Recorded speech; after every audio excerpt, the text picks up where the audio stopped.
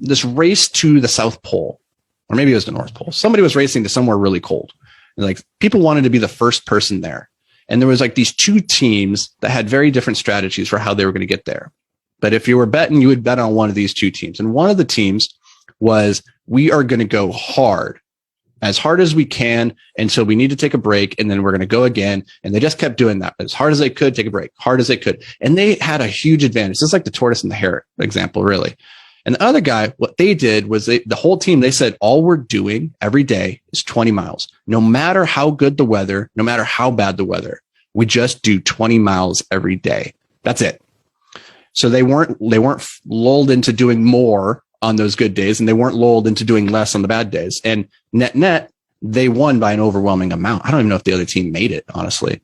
And so the example there is like to realize that to chase your greatness, to achieve that thing that you know you have inside of you, and I believe you have it too, like you have to go hard when it's time to go hard, and you have to go turn off when it's time to turn off. And you have to recognize that both are just as important. You cannot have progress long-term without both being in balance.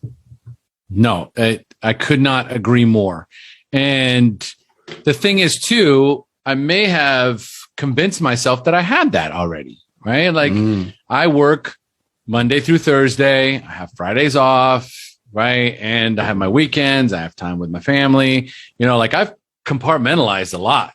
I could be working 6 days a week. That's an extra 2 days of income, right? Those are real dollars. Okay. But I was like, for me, it's not about the money. Okay. It was for a long time. And when I decided that it wasn't going to be about the money started coming. Right. So I like that strategy. And, in my mind, it's like, I've got plenty of balance, right? I have my work and I go hard. Okay. Monday through Thursday, I go hard. It's the podcast. It's my coaching calls. It's, all the things that I do throughout the week. Right. And then come Friday, we check the property, and I do a couple of errands on Friday, which leaves Saturday and Sunday wide open for everything, right? For whatever I need. That balance. But for whatever reason, balance showed up again, right? We're even having this conversation about, is there a need for more balance? Do I need to, yet again, take a look at how I balance my life? How do I balance my relationships?